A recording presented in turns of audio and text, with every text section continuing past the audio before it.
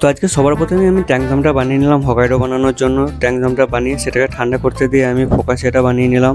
Focaccia fold করে সেটাকে আমি ভরে দিলাম পুকুরের মধ্যে। সেটা পুরো পদ্ধতিতে আমি ভরে দিলাম কিছু এক্লিয়ার বেক হতে। তো এক্লিয়ারগুলো বেক হওয়ার পর সেগুলোকে ঠান্ডা করতে দিয়ে চলে আসলাম আমি বেকারিতে। Good morning everyone, Radhe Radhe. কেমন আছো সবাই? আমি বিশ্বজিৎ। তো চলো তোমাদের সঙ্গে শেয়ার করে আমার আরেকটা দিন, আজকে সারাদিন আমি কী কী কাজ করলাম। তো ক্রোশোগুলো ফোল্ড করার পরে কিছু আজ প্যানা চকলাও বানিয়েছিলাম, তো সেগুলোকেও তাড়াতাড়ি ফোল্ড করে দিয়ে আমি সেগুলোকে পুকুরের মধ্যে ভরে দিলাম। এবার সেগুলো পুরো হতে আমি এদিকে ক্রস ল্যামিনেশন বানিয়ে নিলাম। একটা ক্রস ল্যামিনেশনটা ফ্রিজের মধ্যে ভরে দিয়ে চলে আসলাম হকাইডো বানাতে। হকাইডোটা বানিয়ে সেটাকে শেপ করে পুকুরের মধ্যে ভরে দিয়ে এবার আমি ঢেলে দিলাম সাউডো ব্রেডগুলো বেক হওয়ার জন্য। এদিকে সাউডো ব্রেডগুলো আমার বেক হয়ে গিয়েছে, তো সেগুলোকে ড্রাইং করে ঠান্ডা করার জন্য বাইরে বার করে দিলাম।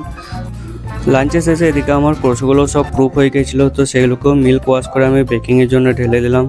এবার ক্রোশগুলো বেক হতে হতে দেখলাম যে ফোকাসিয়াটাও প্রুফ হয়ে গিয়েছে, তো ফোকাসিয়াটাকেও বেক করে নিলাম। ফোকাসিয়াটা বেক করার পর ক্রোশগুলো যেগুলো বেক হয়ে গেছিলো সেগুলো ঠান্ডা করার জন্য বাইরে বার করে দিলাম।